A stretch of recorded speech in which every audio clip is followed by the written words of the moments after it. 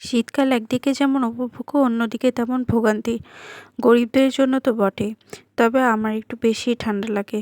সবার মতো ঘোরার সৌভাগ্য এ সময় আমার হয় না। মিড ফাইনালের পড়ার চাপ আর পরীক্ষার চাপ থাকেই। এই সময় সবাই ট্যুর কীভাবে দেয় আমার তো কখনো সুযোগই হয় না এবং বুঝতেও পারি না যে তারা এত ট্যুর কীভাবে দেয়। আম্মুকে বললে বলে বিয়ের পরে ঘোরো। এই জীবনে মনে তো হয় না আর ঘোরা হবে। যাই হোক, বায়ু দূষণের অবস্থা ঢাকায় চরম এখন, আর ডেঙ্গুও অনেক বেশি, তাই সবাই সাবধানে থেকো। হ্যালো বন্ধুরা, welcome back to my channel with another blog. তো বাসা থেকে দেখতেই পাচ্ছ আম্মু বোয়াল মাছ নিয়ে এনেছিল কিছুটা। তো বোয়াল মাছ সব রকমের সবজি, সিম, টমেটো, আলু, মূলা, ফুলকপি, পটল যা যা আছে সব কিছু দিয়ে সুন্দর করে নতুন আলু দিয়ে একদম তরকারি রান্না করেছিল, যেটা অনেক মজা ছিল। আলহামদুলিল্লাহ, বোয়াল মাছ আমি অনেকদিন পরে খেলাম। আর বোয়াল মাছ আমার অনেক ভালো লাগে। শরীর দুর্বল যাদের তারা কিন্তু শিং মাছ, বোয়াল মাছ এসব খেলে অনেক উপকার দেয়। তোমরা ভয় শুনে বুঝতে পারছো গলাটা অনেকটা ডেবে গেছে, আর ঠান্ডা তো লেগেই আছে, আর প্রচুর মাথা ব্যথাও করছিল যখন ভয়েস ওভার দিচ্ছি। এখন তো আরও মাথা ব্যথা।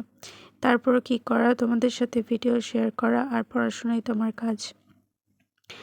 আর জবের প্রিপারেশন কিন্তু চারটিখানি কথা না, অনেক পড়তে হয়।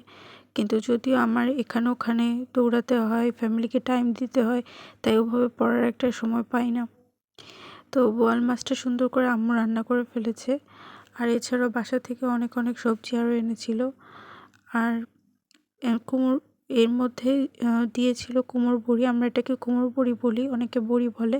এটা অনেক অনেক এলাকায় পাওয়া যায়, আবার অনেক অনেক জায়গায় পাওয়া যায় না। যেমন ঢাকার মানুষ খুব একটা বেশি খায় না, তাই ঢাকাতে রেয়ার, অনেক খুঁজে আসলে পেতে হয়। যাই হোক, সবাই কেমন আছো জানিও কমেন্টে। আর ভালো লাগলে আমার চ্যানেলটি সাবস্ক্রাইব করো, আমাকে ফলো করো, লাইক কমেন্ট শেয়ার করো। তো বাসা থেকে এসব সবজি আম্মু এনেছে, আর অনেক কিছু এনেছে, চালের আটা এনেছে, সেটা দিয়ে রুটি, হাঁসের মাংস খাওয়া হয়েছে। আর পিঠা বানিয়েছিল দুধ পুলি, বা অনেকে চন্দ্রপুলি বলে। এইটা ছাড়াও আরও বানিয়েছিল তোমার